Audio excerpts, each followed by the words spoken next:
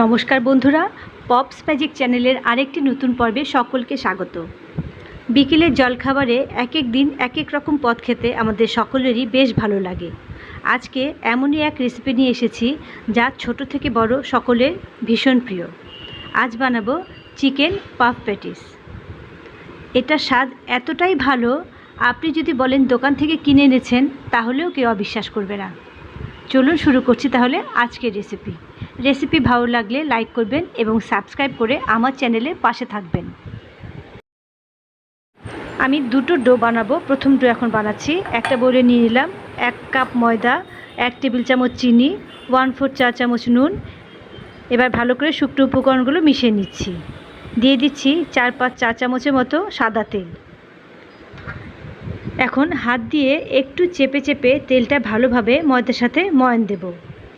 দেখুন ময়দাটাকে হাতের তালুতে মুঠো করে নিলে এমন হয়ে যাচ্ছে। আবার এটাকে দুটো টুকরো করা যাচ্ছে, তার মানে ময়ান দেয়া একদম পারফেক্ট হয়েছে। এখন অল্প অল্প জল মিশিয়ে একটা ডো তৈরি করব।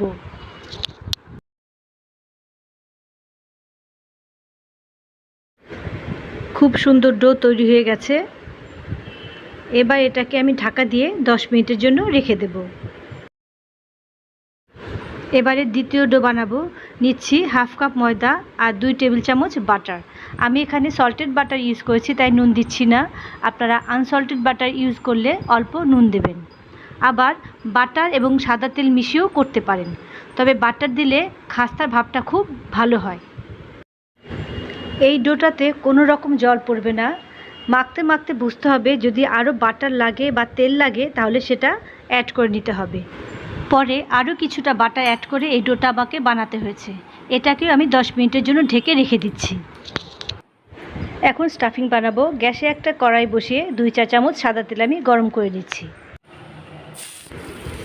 দিচ্ছি দুটো কুচনো পেঁয়াজ, 3-4টে কাঁচা লঙ্কা কুচি, অল্প গাজর কুচনো, 1/2 ক্যাপসিকাম কুচনো। এবার অল্প নুন দিয়ে এটাকে একটু নাড়াচাড়া করছি। এবার এটাকে আমি ঢাকা দিয়ে দেব, গ্যাসের ফ্লেম লো করে, যাতে তাড়াতাড়ি সব কিছু নরম হয়ে যায়। প্রায় 3-4 মিনিট পর ঢাকনা খুলে আমি একবার চেক করে নিচ্ছি। এগুলো অনেকটাই নরম হয়ে গেছে।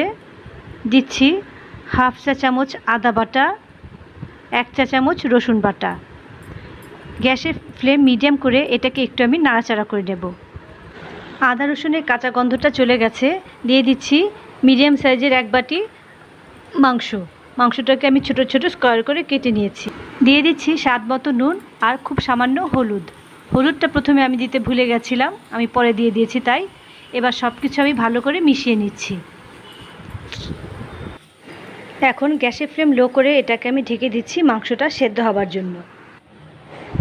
প্রায় 4-5 মিনিট হয়ে গেছে। একবার দেখে নিচ্ছি। মাংস থেকে কিন্তু এখন জল বেরিয়েছে, তবে মাংস এখনও সেদ্ধ হয়নি, তাই আমি নাড়াচাড়া করে এটাকে আবার ঢাকা দিয়ে দিচ্ছি। একটা ছোট বাটিতে আমি 2 চা চামচ কর্নফ্লাওয়ার এবং অল্প জল মিশিয়ে একটা স্লারি বানিয়ে রাখছি। আরও 4-5 মিনিট পর ঢাকনা খুলে এখন দেখতে পাচ্ছি মাংসটা সুন্দর সেদ্ধ হয়ে গেছে।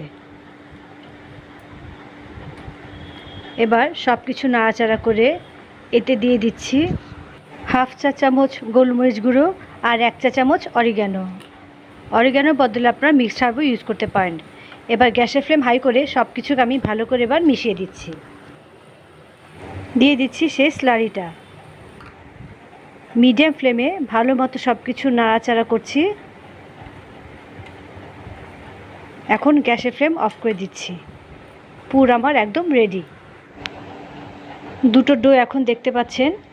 বড় ডোটা থেকে আমি এভাবে 6টা লেচি কেটে নিয়েছি। তারপরে ছোট ডো থেকেও আমি 6টা লেচি কেটে নিয়েছি। এবারে বড় একটা বল হাতে নিয়ে হাতে তালুর সাহায্যে এভাবে একটু আমি ছড়িয়ে বড় করে দিচ্ছি। এবারে এর ভেতরে ছোট একটা বল দিয়ে ভালো করে মুখটা আমি লাগিয়ে দিচ্ছি।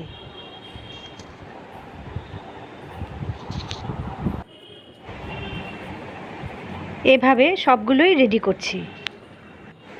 এখন কিচেন কাউন্টারে একটা বল নিয়ে হাতে তালুর সাহায্যে বলটাকে একটু লম্বা শেপ করে দিচ্ছি। তারপর ভিডিওতে দেখানো যায় এভাবে লম্বাভাবে বেলতে হবে, যতটা সম্ভব পাতলা করে বেলতে হবে। বেলতে অসুবিধা হলে আপনারা অল্প তেল মাখিয়েও বেলতে পারেন। এবার নিচের দিক থেকে এভাবে আস্তে আস্তে আমি রোল করে দিচ্ছি।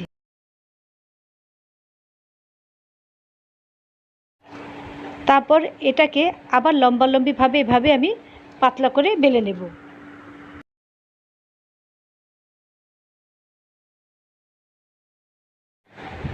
আবারও এটাকে নিচের দিক থেকে আমি রোল করে নিচ্ছি।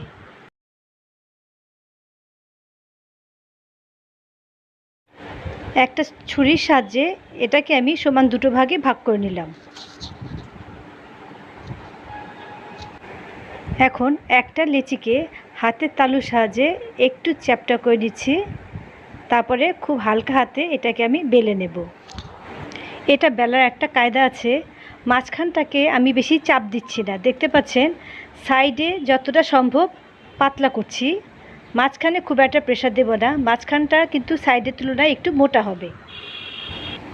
গোল করে পুরো বেলতে না পারলেও তেমন কোনো অসুবিধা নেই, পরে হাতের সাহায্যে সেটা ঠিক করে দেওয়া যাবে। এবার আমি মাঝখানে দিয়ে দিচ্ছি পুর। মুখটা হাতের সাহায্যে চাপ দিয়ে খুব ভালো করে সিল করে দিতে হবে, কারণ ভাজার সময় খুলে যেতে পারে, যেটা প্রথমবার আমার হয়েছিল। এখন দেখার সৌন্দর্যের জন্য মুখের কাজটা আপনাদের সুবিধা মতো যে কোনো একটা ডিজাইন করে নেবেন।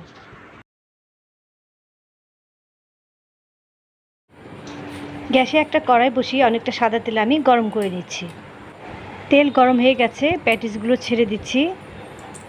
একবারে সবগুলো প্যাটিস ভাজবো না, প্যাটিসগুলো দেওয়ার পর গ্যাসের ফ্লেম আমি মিডিয়াম করে দেব। একটা খুন্তির সাহায্যে প্যাটিসের ওপর একটু গরম তেল এভাবে ছড়িয়ে দিচ্ছি, এতে ভাজগুলো আস্তে আস্তে খুলে যাবে এবং দেখতে ভালো লাগবে। নিচের দিকটা একটু শক্ত হয়ে গেলে আমি উল্টে দিচ্ছি। এভাবে মিডিয়াম ফ্লেমে পুরো ভাজতে আমার সময় লেগেছে 10 থেকে 12 মিনিট। খুব কড়া করে এগুলোকে ভাজবো না, লাইট গোল্ডেন কালার হয়ে গেছে, এখন আমি এগুলোকে তুলে নিচ্ছি। দেখুন কি সুন্দর ভাজগুলো বোঝা যাচ্ছে, প্রতিটি ভাজি খুলে খুলে গেছে, দেখতেই কতটা ইয়াম্মি লাগছে। ভাজতে একটু সময় লাগলেও তেল কিন্তু বেশি টানেনি। এখন একটা প্যাটিস ভেঙে ভেতরটা দেখাচ্ছি। ভেতরটাও খুব সুন্দর জুসি হয়েছে।